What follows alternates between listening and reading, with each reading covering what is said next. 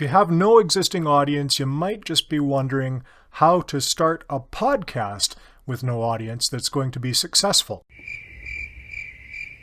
I've got the solution. Whether you want to start a podcast just for fun as a hobby or for business purposes as part of your content marketing strategy, it can be a little bit daunting to get started. All podcasts start with no audience. And if you have no existing audience already elsewhere on social media channels, for example, it can be extra intimidating to get started. But there is a way to start building your audience quickly. And let's be clear, the podcast charts are not the best measure of success, especially for new podcasters. You don't have to compete with the Joe Rogan Experience or The Daily or Crime Junkie.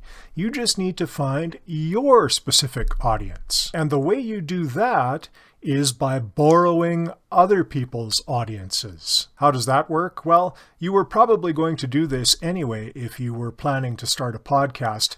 It works by inviting appropriate guests onto your show to interview. And look, you're probably not going to get Joe Rogan on your show, but the thing to do is look for other podcasters, other people who have an existing social media presence already, who are just at a little bit higher level than you. And they're doing the same kinds of things as you, and they might have the same audience that you're looking for. Those are the people that are more likely because they're closer to your experience. They've just been starting their podcast and they understand the process. They might be willing to come on your show and help to get you going as well. Then the key is to make it a win-win for both you and your guest. And yes, you can't promise a lot of exposure because you don't have an existing audience, but that will change over time. And the thing with podcasts is once you record them and upload them to your podcast host, well, it's there forever unless you take it down. It's an evergreen production, so to speak. So at some point down the road, as your podcast gains traction, those early guests are quite likely to get some exposure. So take all of their information, take their contact information and all of their socials, and make sure you put all of that into the show notes when you publish. When your show is ready to publish, invite your guest to promote the show alongside you. Make it easy for them. So you create a few social media posts. You create some graphics using Canva, for example.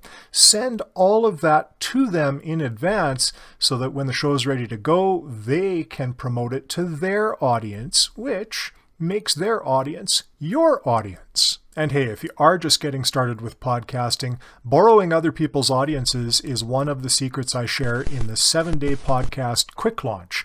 There's a link to that in the description below if you want to get your podcast up and running in 7 days or less on Apple and Spotify and all the top platforms.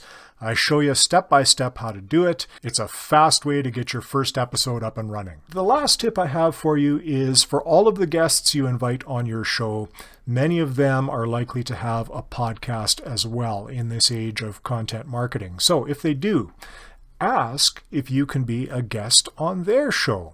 Then you've doubled your presence out on the internet, just like that. And the same thing happens. They're going to promote you in the same way that you've promoted them. Now, this isn't an overnight success solution. I don't know that there is one unless you've got a ton of money for paid ads.